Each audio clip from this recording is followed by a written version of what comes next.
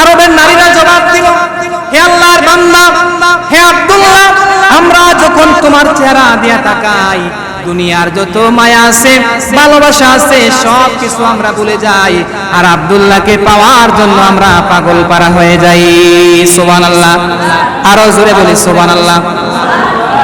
আমার নবীর বাবা আব্দুল্লাহকে আল্লাহ রাব্বুল আলামিন তার কপালের মধ্যে এমন একটি নূর দান করে দিয়েছিলেন। আব্দুল্লাহ যেই রাস্তা দিয়ে চলাচল করে, যত রমণীরা, যত নারীরা, যত মহিলারা আছে, সব মহিলারা আব্দুল্লাহকে পাওয়ার জন্য পাগল পারা হয়ে যায়।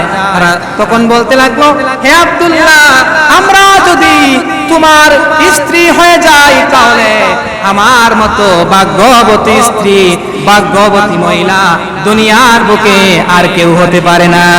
সুবহানাল্লাহ।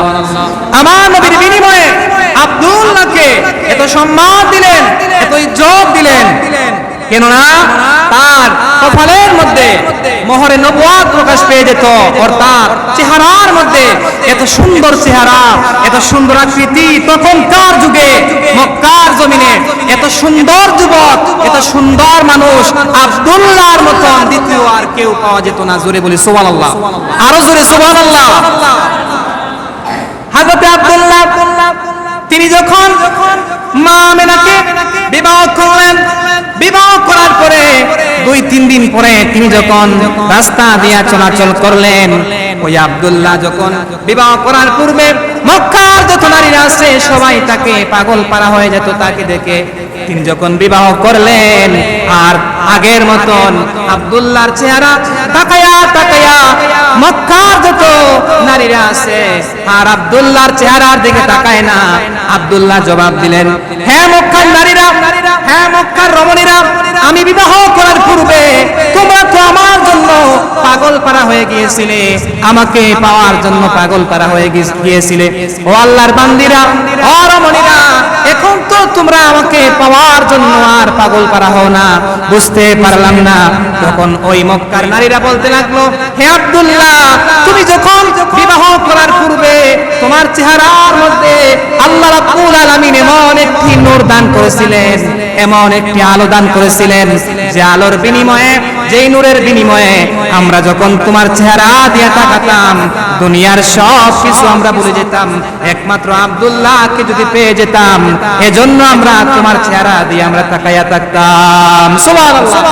এখন তুমি বিবাহ করেছো, বিবাহ করার কারণে তোমার চেহারার মধ্যে আগের মতো আলো নাই, নূর নাই, এজন্য আমরা আর তোমার চেহারা দিয়ে তাকাই না, ওই নূরটা চলে গেল মা আমেনার রহিমের মধ্যে। সুবহানাল্লাহ। মা আমেনা যখন আমার হাবিব, আমার নবীকে গর্ভের মধ্যে ধারণ করলেন, তিনি বলতে লাগলেন, আমি যখন আমার সন্তান মুহাম্মদ সাল্লাল্লাহু আলাইহি ওয়াসাল্লামকে আমি যখন গর্ভের মধ্যে ধারণ করলাম, তিনি জবাব দিলেন, হে দুনিয়াবাসী, হে পৃথিবীবাসী, অন্যান্য নারীরা যেভাবে তারা তাদের সন্তানকে গর্ভের মধ্যে ধারণ করে তারা একটি কষ্ট অনুভব হয়, তাদের দেহের মধ্যে একটি অশান্তি ঘটে, তাদের দেহের মধ্যে শান্তি পায় না, একটি অশান্তি ভাব চলে আসে। কিন্তু আমেনা বললেন, আমি যখন আমার সন্তান মুহাম্মদ সাল্লাল্লাহু আলাইহি সাল্লামকে গর্ভের মধ্যে ধারণ করলাম, আমি কোনো কষ্ট আর অনুভব করতে পারলাম না। সুবহানাল্লাহ, জোরে বলি সুবহানাল্লাহ। কেননা মা যখন তার সন্তানকে তার গর্ভের মধ্যে ধারণ করে কয়েক মাস যাওয়ার পরে একটি কষ্ট অনুভব হয়, ঠিক কিনা? তখন সময় মা খেতে পারে না, মায়ের মুখের মধ্যে রুচি নাই, মা তার দেহের মধ্যে শক্তি পায় না, শক্তি সঞ্চার করতে পারে না, তার মুখের মধ্যে রুচি থাকে না, ঠিক কিনা? এজন্য নবীজি বলেন, মা যখন তার সন্তানকে গর্ভের মধ্যে ধারণ করে তখন সময় মা খেতে পারে না, মায়ের মুখের মধ্যে রুচি নাই। এজন্য আল্লাহর নবী বললেন, ওই মা যখন খেতে পারে না, মায়ের মুখের মধ্যে রুচি নাই, ওই মা যতদিন পর্যন্ত তার সন্তানকে গর্ভের মধ্যে ধারণ করবে, নফল রোজা রাখলে যেই সওয়াব হবে আমি আমার ওই বান্দির অর্থাৎ দুনিয়ার মায়ের আমলনামার মধ্যে আমি দান করে দিয়ে দেই। সুবহানাল্লাহ। আরো জোরে সুবহানাল্লাহ। এজন্য আল্লাহ বললেন, হে আমার গোলাম, হে আমার বান্দা, সাবধান সাবধান, এমন মায়ের সঙ্গে, এমন বাবার সঙ্গে বেয়াদবিমূলক আচরণ করা যাবে না। ঠিক কি না? এমন মায়ের সঙ্গে, বাবার সঙ্গে বেয়াদবিমূলক কথা বলা যাবে না, আচরণ করা যাবে না। কেন না? আল্লাহ পাক তার বান্দাকে শিখিয়ে দিলেন, হে আমার গোলাম, হে আমার বান্দা, কিভাবে তুমি তোমার মায়ের সঙ্গে, বাবার সঙ্গে কথা বলবে।